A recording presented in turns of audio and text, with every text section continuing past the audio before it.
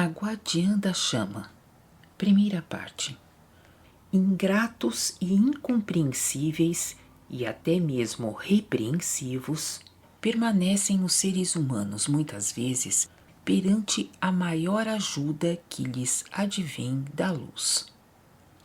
É entristecedor presenciar quando, mesmo os de boa vontade, se comportam nessas coisas de modo lamentável, ou, devido a esperanças irrealizadas de desejos terrenos errôneos, se afastam duvidando da luz, que muito frequentemente concede salvação e vantagens exatamente pela não realização.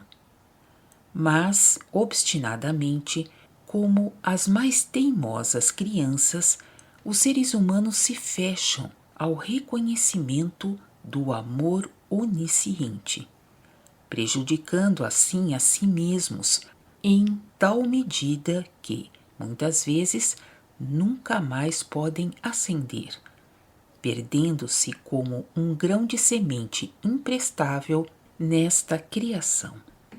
O menor de todos os males com que se sobrecarregam dessa forma durante as suas peregrinações são encarnações terrenas múltiplas, que se seguem devido à reciprocidade e que ocupam séculos, talvez milênios, retardando sempre de novo a possibilidade de ascensão do espírito, fazendo surgir novo sofrimento, resultando em novas cadeias de desnecessários entrelaçamentos, tendo todos de chegar, inevitavelmente, até a remissão do último grãozinho de pó, antes que o espírito possa elevar-se do emaranhado criado pela teimosia. Se a luz fosse segundo a espécie humana, cansada ela deixaria a criação cair, pois realmente torna-se necessária incrível paciência para deixar-se exaurir tão repugnante e estúpida teimosia, a fim de que aqueles bem-intencionados que ainda almejam ascender não percam as suas possibilidades de salvação e não tenham de sucumbir no redemoinho de uma destruição criada por aqueles que não querem mais se modificar.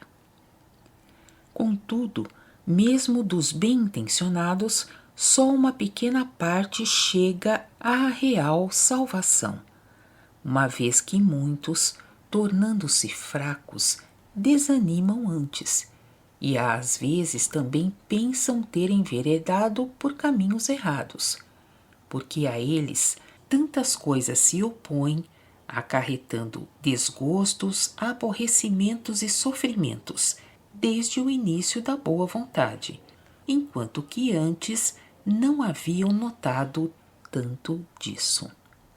Com a decisão para a ascensão, na firme vontade para o bem, inicia-se para alguns, primeiramente, uma época que os quer lapidar, transformar para o certo, ao deixar vivenciar o seu pensar ou atuar errado de até então. Quanto mais visivelmente isso se evidencia, tanto mais agraciado é tal ser humano, e tanto mais forte já o auxílio proveniente da luz. É a salvação que já se inicia, o desligamento das trevas, que, com isso, aparentemente, ainda o mantém mais firmemente agarrado. Mas o agarrar mais firme e mais duro apenas parece assim, porque o espírito, já despertando e se fortalecendo, procura afastar-se das trevas que o seguram. Apenas o anseio ascendente do espírito faz com que a garra das trevas pareça mais dolorida, porque a garra até aí não pôde ser tão sentida, enquanto o espírito voluntariamente se enquadrava ou se aconchegava a esse agarrar. Anteriormente, ele não oferecia uma contrapressão, pelo contrário, cedia sempre sem se opor. Somente com a vontade de se elevar tem de se tornar sensível o estorvo proveniente das trevas, fazendo-se sentir incisivamente no espírito que almeja ascender, até que, por fim, ele se arranca à força, a fim de se tornar livre dos laços que o retêm. Que esse arrancar não possa se processar sempre sem dores, jaz implícito na própria palavra, pois um arrancar não pode ser feito suavemente. Para um desprender-se calmo, porém, não sobra tempo. Para isso, esta terra já caiu demasiadamente profundo e o juízo universal se acha em plena realização final. Sobre tudo isso, o ser humano não raciocina.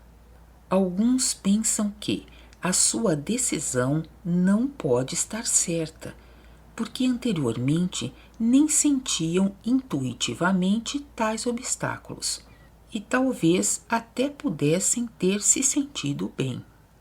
Assim, com tal pensar errado, deixam-se cair novamente nas garras das trevas.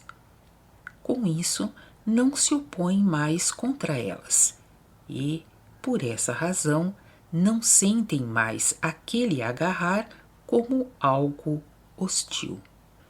Serão arrastados para baixo sem mais sentir isso de modo doloroso, até serem sobressaltados pelo brado do juízo, ao qual não se podem eximir. Mas, então, será tarde demais para eles. Eles somente serão despertados à força para o horroroso reconhecer de sua queda nas profundezas insondáveis da desintegração definitiva, da condenação. E, com isso, iniciam-se então os tormentos, que nunca mais diminuirão. Pelo contrário, terão de aumentar até o pavoroso fim de poderem ser autoconscientes. Portanto, de poderem ser criaturas humanas, o que poderia ter-lhes trazido a bem-aventurança por toda a eternidade. Refleti, criaturas humanas, que estáis profundamente envolvidas pelas trevas, que vós próprias vos envolvestes nelas. Se quiserdes salvar-vos, tendes de libertar-vos delas, e para isso a minha palavra vos mostra o caminho, dando-vos a possibilidade através do saber e a força para conseguir a libertação e a salvação. Tão logo tiverdes-vos decidido a escapar da queda das trevas, as quais vos arrastam juntamente para todas as profundezas, agarrando-vos firmemente, já chega com essa decisão um raio de luz e força para vosso auxílio, como que um relâmpago. Atastes inúmeros nós nos fios do vosso destino, através do pensar errado de até agora e do atuar que tanto vos arrasta para baixo. Até agora, porém, estando nas garras das trevas, nem mais pensastes neles. Também não os pudestes ver nem sentir intuitivamente, por estarem ainda acima de vós, fechando o vosso caminho e a vossa ligação para as alturas luminosas. Com os esforços para cima, porém, evidentemente os reencontrareis todos em vosso caminho, e tereis de desamarrá-los um após outro, para que o caminho se vos torne livre para a ascensão. Isso então se apresenta para vós como infortúnio e sofrimento, como dor de alma, quando se trata dos nós das vossas vaidades e tantas coisas mais. Na realidade, porém, essa é a única possibilidade de libertação e salvação que, aliás, não pode ser diferente, visto que vós próprios, de antemão, já preparastes o caminho de tal forma para vós, e agora tendes de voltar por ele, se de novo quiserdes alcançar as alturas. Assim é o caminho para a vossa libertação e salvação. Assim, o caminho para a ascensão às alturas luminosas. Diferentemente nem pode ser. E uma vez que agora vos encontrais nas trevas, é lógico que, naquele momento em que vos esforçais com a vossa decisão para cima, para a luz, tudo se vos oponha de modo estorvante.